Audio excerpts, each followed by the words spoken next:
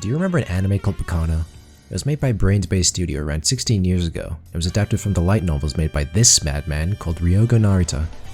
The thing is, I might be the only person who's gotten into it recently because I haven't seen jack about this series lately. So much so that I'm convinced that even the author's forgotten about it because he hasn't released a new volume in around 6 years.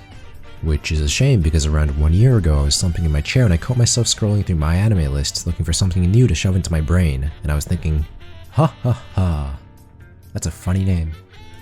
But 16 episodes and 22 light novel volumes later, it is insane that more people aren't talking about this because Baccano is one goddamn amazing ruckus.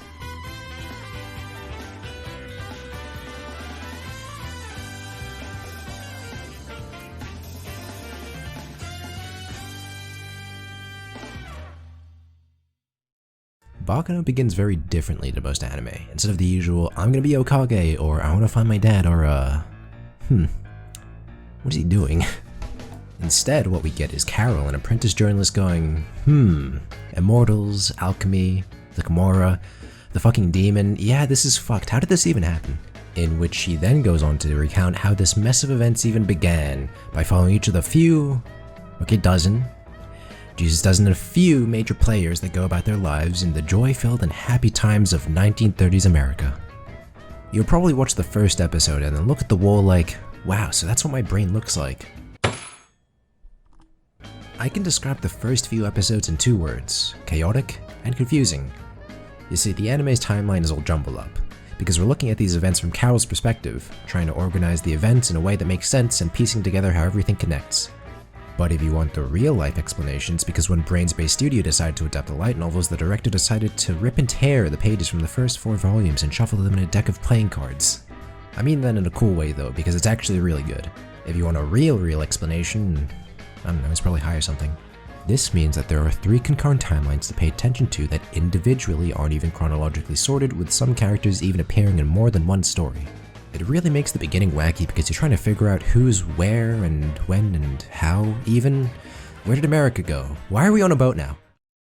The best aspect of this though is that they somehow managed to interweave all these separate plots, and as they each progress they all combine to form this singular overarching story crafted from the actions of each of the characters, affecting the ebb and flow of the narrative. With the events of the story taking place so far apart in time and space, the one thing that they usually all have in common is that they tend to attract a diverse array of people from all walks of life, all with strong personalities that end up changing the direction of their fate. With how many moving parts there are, it can easily seem confusing and messy, but by the end you'll know how everything is intertwined. It's chaotic, but it's coherent.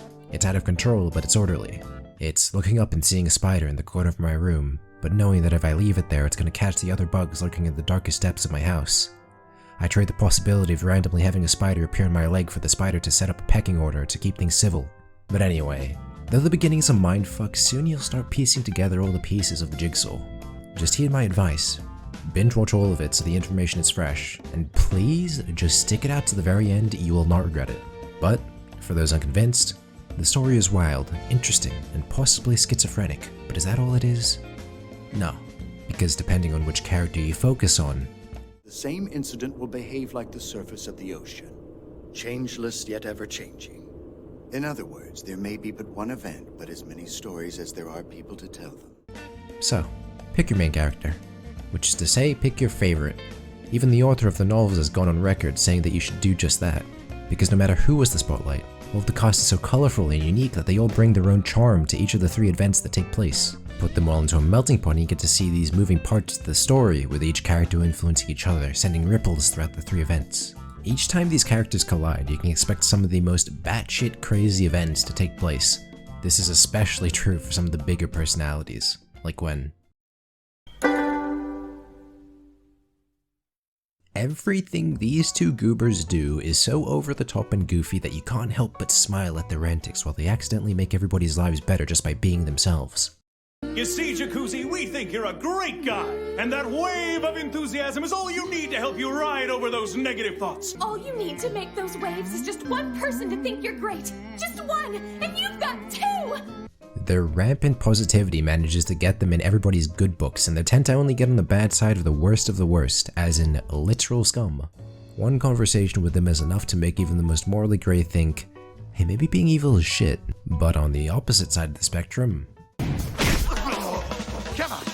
you dukes? You think you're Pete Hammond? You're like Jack Dempsey! Or maybe Jack Johnson! You got no technique! Lad is a bastard. He is a psycho serial killer that revels in killing people that don't think they're ever gonna die. He is such an enthusiastic murderer that's so upbeat that he goes on these hilarious and wild tangents when he kills people that it goes from disturbing to entertaining. But who knows, maybe that's just me. Whenever he interacts with another member of the cast, if they fit his kill criteria, you can expect him to immediately hate their guts, in which case they become ground beef, but if they don't, they can become best buds. Some say that Lad is a bit too much, but I think it's nice having a psychotic serial killer that has standards and isn't a high schooler going on a power trip because they got into God's drawer where they keep all the overpowered skills. A lot of the fun is just watching these eccentricities and quirks present themselves to the audience, and watching how the different types of crazies come together or clash and the chaos that comes from it. A majority of Baccano's cast are cut from the same chaotic cloth, so there really is no dull moment with characters that are this stacked in entertainment value. Though, one thing I hear a bit about the show is that some of the characters seem one note, having only one or two defining character traits, and that it doesn't really develop their cast because of the sheer size. To that I say, I mean, you're sort of right, if you had only watched the anime. It's honestly pretty easy to simplify these characters to their basest traits if that's the case. For example, gangster protagonist, whiny protagonist, dark gangster, robo-girl, mute murder daddy issues, solipsist murder squared. Goofy and fun. During the runtime, each character interaction reveals more about their personalities, but looking back on it, only a fraction of the characters develop in any way. They've all just kind of been this way from the beginning.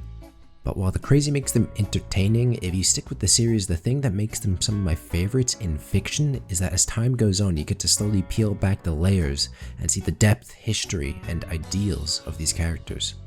As you may have guessed already, this is where the light novels come in, and where a time sink became a time chasm.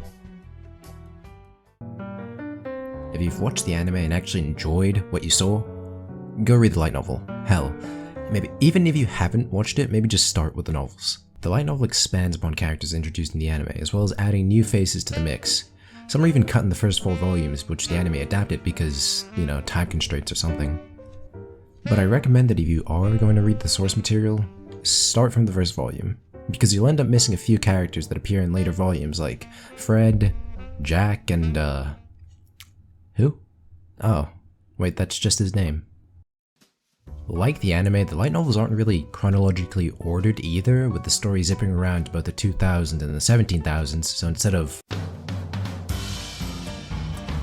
it's and these weak arms are heavy, this vomit.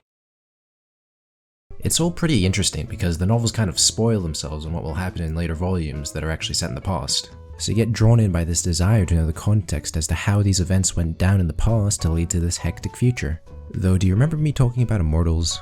Well, what we get to see in the 1700s arc is essentially all of their backstories. It really fills in a lot of the missing gaps because the novels start in the 1930s.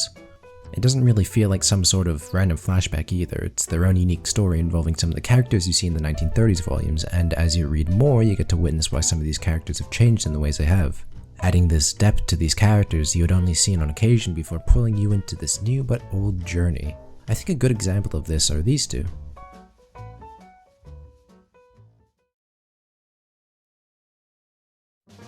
Like most of the cast, Huey's a psycho, and is also an immortal. He thinks of everything as one big experiment. Even his own daughter is a guinea pig born from the need to sate his own curiosity. He is an extremely logical and apathetic individual that would go to insane lengths in the name of his experiments. This causes him to fuck around with some of the cast, sometimes unintentionally, and then very rarely find out. But when you look at the 1700s novels, he seems a lot more, hateful. Just in general. Younger Huey is a very angry boy living in Lodo Valentino as an alchemist thinking one thing alone. The world is worthless. We actually get to see 1930s Huey before the 1700s Huey, and while he was pretty different, he was also the same in some aspects. Like the outward appearance of apathy, but whereas younger Huey pretends he doesn't give a shit, older Huey actually doesn't give a shit. But the main question I had when I read this arc was what happened for him to change into this unfeeling, machine-like lizard person? Throughout the 1700s novels, you get to gaze into his life, and his development ends up being one of the best aspects of this particular arc, along with the people around him that change his outlook. But how about Elmer? Elmer just seems like your average person, and he is for the most part, even the novel describes him as a perfectly average looking person, not handsome or ugly, but if that were the case, they should have made him look like this.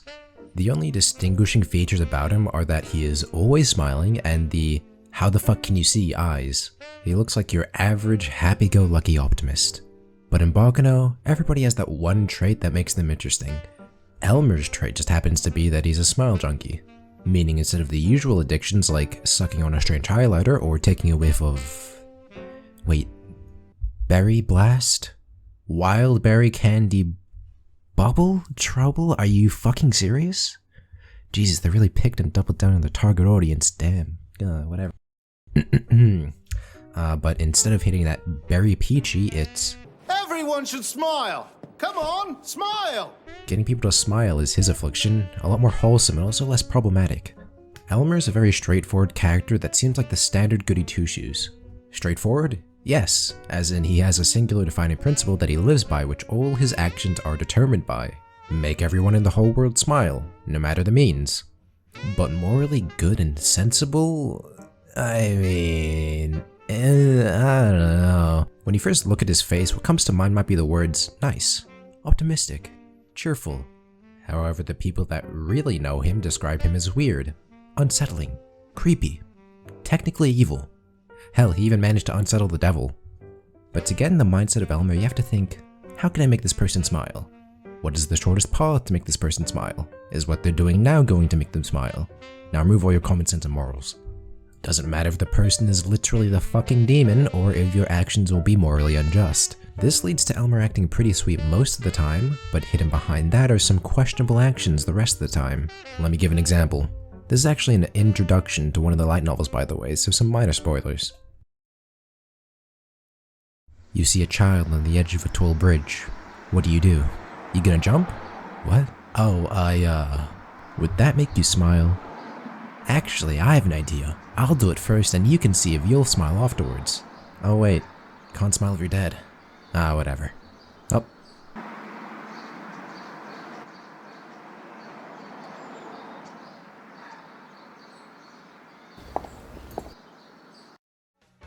Throughout all of the 1700s novels, you get to see more and more of this man that you get to the point where he is just such an interesting character that seeing what lengths he is willing to go to make someone smile is what draws you in. How much he is willing to scheme to make just one person smile, and how he functions as a person and why he is the way he is. All those questions are why, if I see Elmer on a volume cover again, I'm dropping everything because I gotta know if Narita let Elmer back into the fucking kitchen. Look, I'm not saying you have to read the light novels. I know reading isn't everybody's thing, but if there was an alternate universe where I didn't read the novels after the anime, I would disown myself.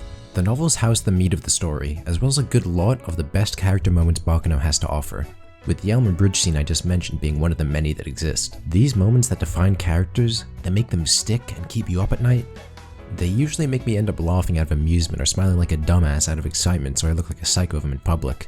But that is a testament to the quality of these characters. Rarely do I find myself feeling anything other than huh, or nice. Not only that, but through the medium of words and imagination as well. I don't usually read books, but my brain keeps firing synapses whenever I read a sentence that sums up to a character saying, "I'm gonna fucking escalate." These moments are built upon the threads laid beforehand. Small conversations and relationships being built from the ground up with smidgens of development alluding to their motivations. So that when it becomes time, all these characters put in a grand ruckus as they all get mixed up in each other's ordeals and these threads start getting entangled so you can only sit there and think, what the hell is gonna happen next? The situation just keeps escalating from someone fucking around and you get to see all these different character defining scenes come one after the other as they resolve their situation.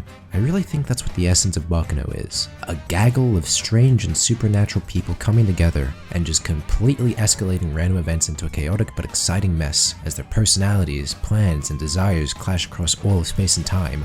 Each ruckus one-upping the last in scale as relationships are formed and groups of characters begin to join up. With the story not being chronologically sorted, you get to see every aspect of these characters. like what ominous powers they yearn for and what they need them for, or the century-long friendships and rivalries between people. Someone could make a Baccano timeline and that would be chock full of all these different events involving every single character under the sun, just illustrating how alive this world has become from these 22 volumes. I think this series is so special. It is so unlike any other thing I've ever seen, and it's why I still have Amazon Prime. Anyway, that's it. If you enjoyed, you can, I don't know, you can do whatever the hell you want. I have a Twitch as well. I might stream there someday.